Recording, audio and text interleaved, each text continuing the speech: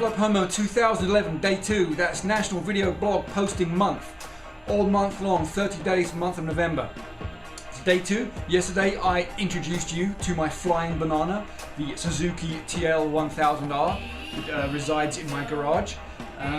Today I'm going to maybe go over a few of the technical jargon things that I may have mentioned yesterday to give a bit more detailed description on those. Alright, so let's get into it. First thing, it's a V-twin, which is distinguishable from an inline 4, which is like the other typical sport bike motor that you will find. BMW has a flat twin, Ducati is most noted for its V-twin, and Triumph has an inline twin.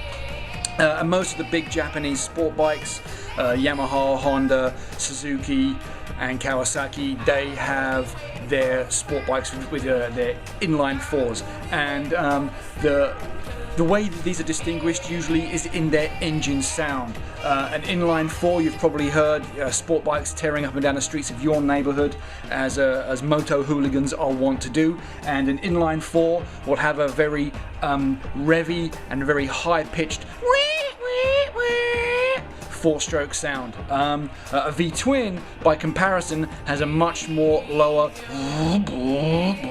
grunty tone, and the characteristics of the engine will be that the V-twin has a much smoother power delivery. It has a lot more lower end grunt. It has a lot more torque, but it's a lot less revvy.